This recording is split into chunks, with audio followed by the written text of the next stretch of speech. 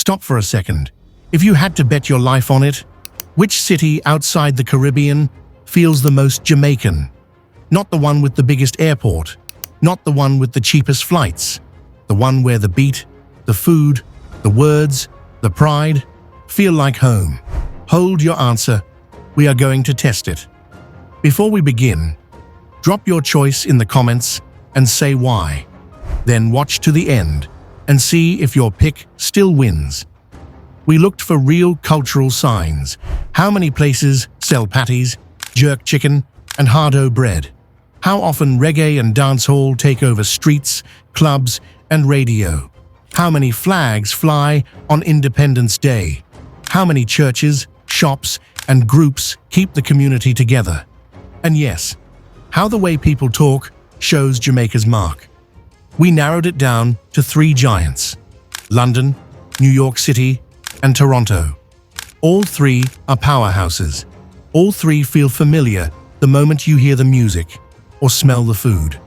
Contender number 1, New York City. New York has numbers, noise, and non-stop motion. Brooklyn's Little Caribbean, the Bronx, and parts of Queens beat like Kingston on a Friday night. Golden crust patties are in lunchrooms from Wall Street to Flatbush. Jerk festivals pack parks every summer. On Labor Day, Eastern Parkway becomes a sea of Caribbean flags. It's big, bright, and bold. Music runs deep here. A Jamaican in the Bronx helped spark hip-hop's earliest days. Radio shows still speak to the community. Churches and alumni groups raise money for schools back home. If you need a taste of yard, New York serves it hot. But New York is a giant of many cultures. Jamaican life shines, but it shares the stage with dozens of other big crews. The city loves our flavor. Still, does the whole city move like Jamaica? Hold that thought. Contender number 2, Toronto.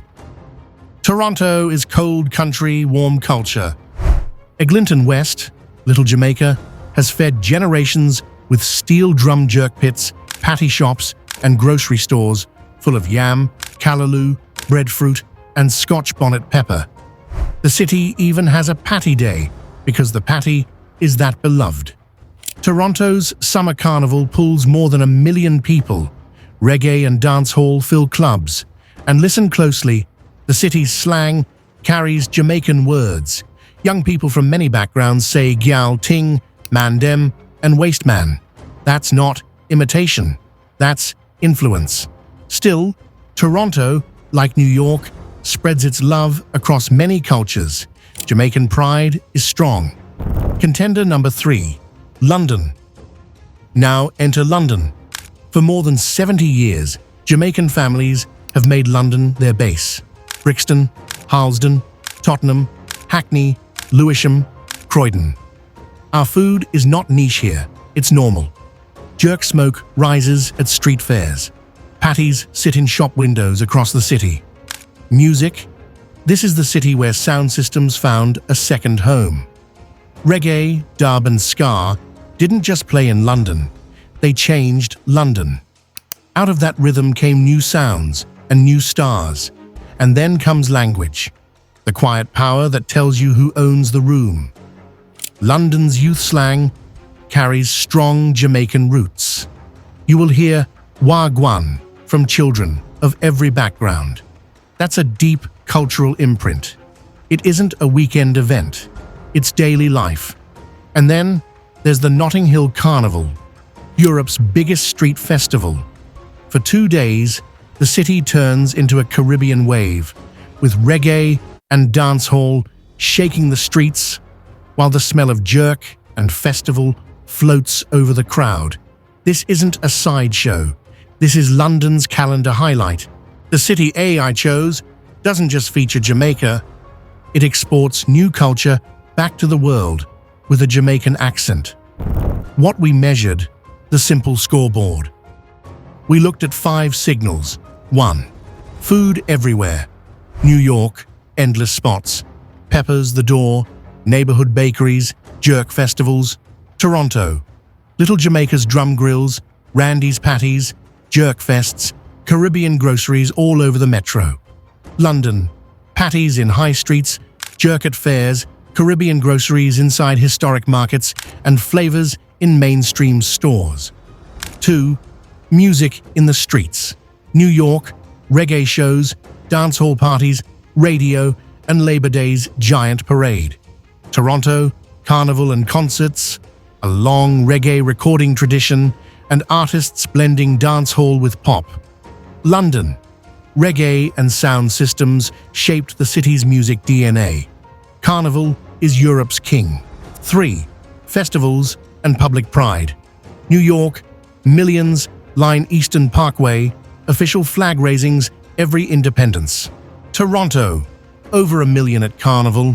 City Hall raises the flag each August 6th. London, Notting Hill draws a massive crowd. Community carnivals spread across boroughs. 4.